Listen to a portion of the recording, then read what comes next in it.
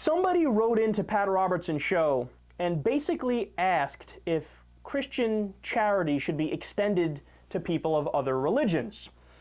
Well, you probably already see where this is going. Listen to what he says, and then we'll discuss. Well, Kimberly writes, a few years ago, a neighbor of mine came to our house. He said his father had kicked him out. I told him he could stay with us. He was very thankful and polite while he stayed with us, and I learned that he was a Muslim, and I heard him praying to Allah in my home. I was okay with it, but one day I felt an evil presence while cooking in my kitchen.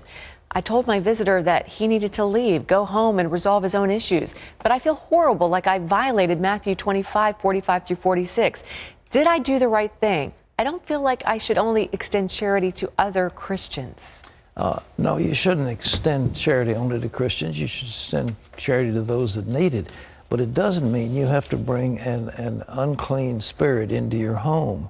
And I don't know, I wasn't there, don't understand the circumstances, but if somebody in truth is worshiping some sort of a demonic presence, then that will pervade your home. And no, you don't want to offer hospitality to something like that. The dude is mentally stuck in 1526. Like, these guys are all stuck in the Dark Ages, because I don't doubt that he actually believes that. He's saying, don't allow Muslims in the house because they might bring demons.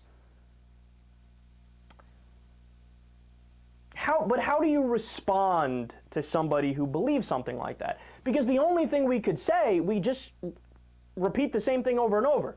Okay, Pat, I know you believe that, buddy, but there's no evidence or proof that demons even exist. We don't even know that that's a real thing. But not only are you just accepting, like that's a premise to him, well, obviously demons exist. Not only do they exist, Pat is saying, well, sometimes, of course, Muslim children, they'll drag them into the house because Islam is the wrong religion, so they got these evil spirits with them. Hello? Impure spirit. How do you phrase it?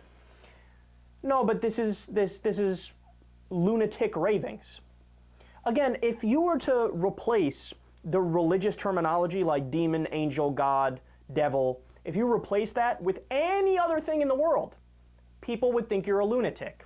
If you say, oh, you shouldn't let that Muslim kid in because he's dragging with him the spirit of the Joker from Batman.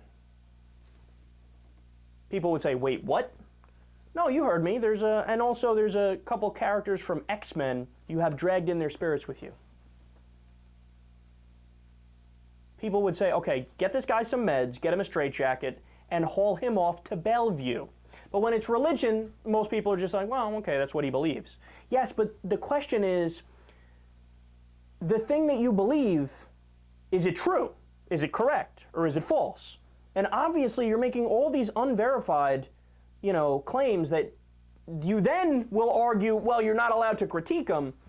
But if we can't critique them, then you're saying, well, anything I say is correct by default. And the end result here, let's not forget, you are advocating not helping people who need help. And I mean, the woman, I feel bad for her because she's obviously not that bright, but she's saying, well, look, I wanted to help, so her heart's in the right place, but she was afraid for whatever reason. She felt a presence. It's called a bad mood. Look into it.